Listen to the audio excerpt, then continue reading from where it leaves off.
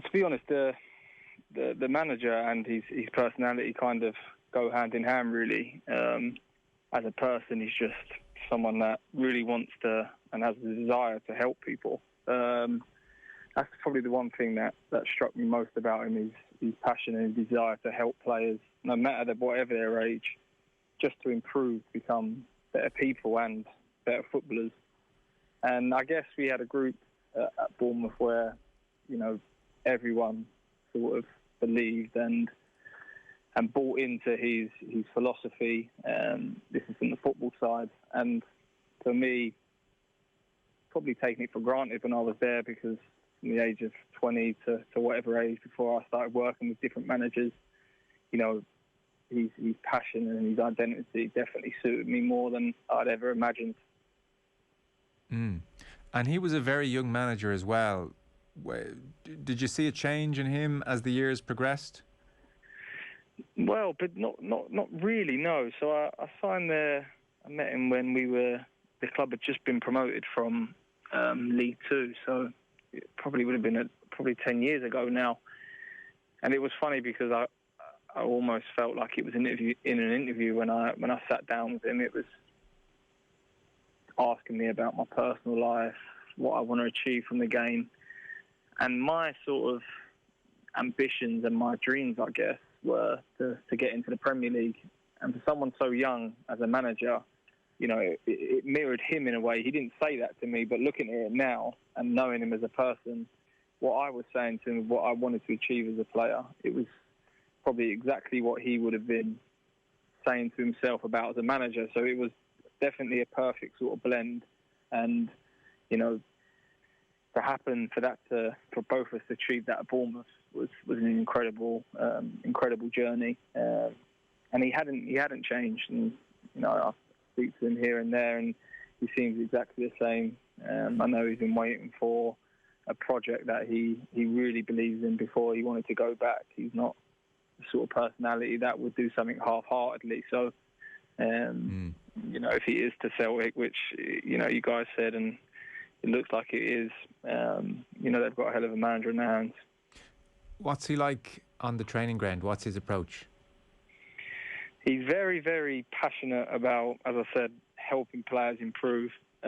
His coaching is probably what stands out, probably more than anything. He loves to coach. You have some managers that just kind of let their coaches get on with it. But he's kind of an all-rounder, to be honest. He managed the players. He managed Bournemouth from everything from what I see. They've got some great staff there, of course, but he had a real hands-on with everything at that club. And probably why, I guess, he found it so hard to eventually leave Bournemouth, because I feel he took on so much responsibility, and it was his club, I guess, in getting us where we did.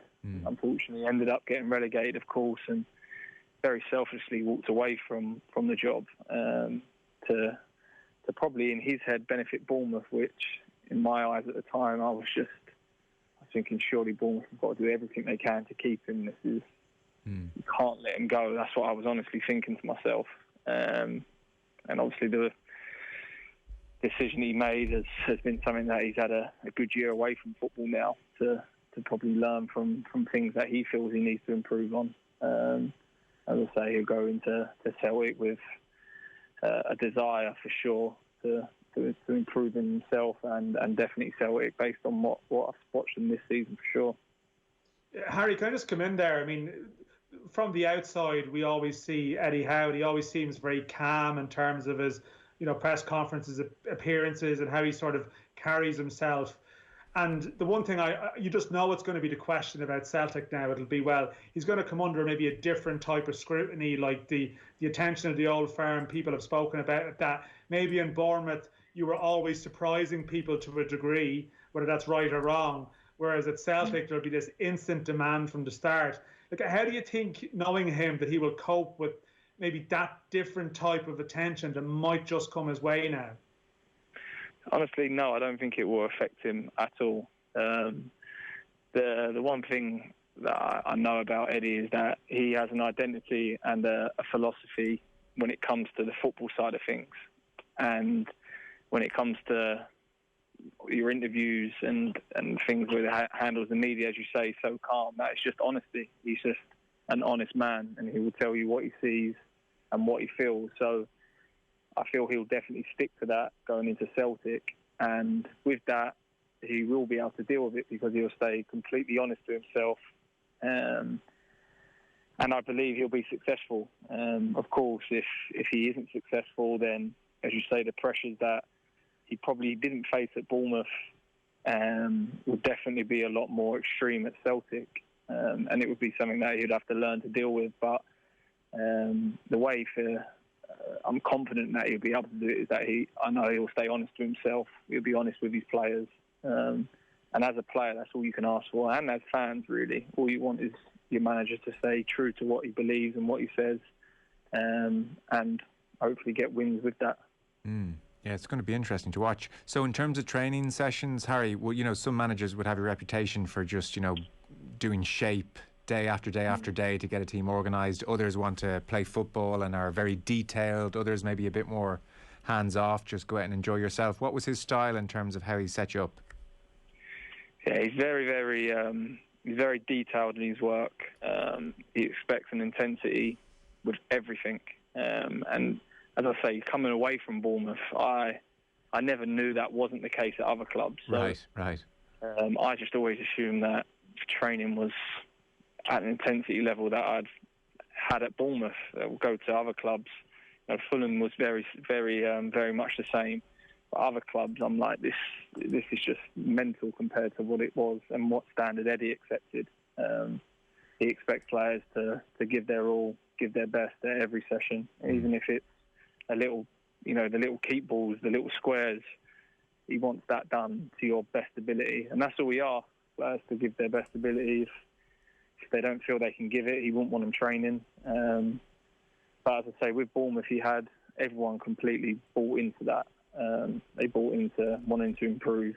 So, yeah, it was a great experience playing under him for sure, and definitely helped me improve to become a better player.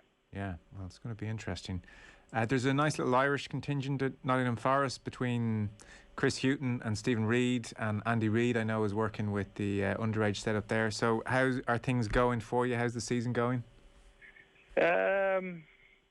Difficult. No other word really other than difficult. A lot of stuff that it's hard for me to kind of understand and really work out what's gone wrong. Of course, the change of manager for me hasn't worked out.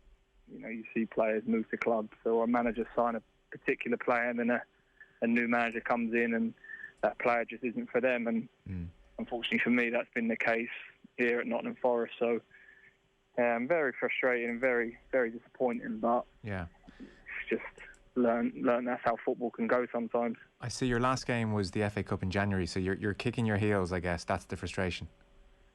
Yeah, just not really understanding the situation completely. It's almost a tad confusing from a player perspective wise. I'm looking at it, we didn't really particularly have the best of seasons as a team. And you're kind of just wondering why, just give me a chance sort of thing. But for me, that didn't really happen. The game that I did start under Chris, was playing as a second striker or as a number 10.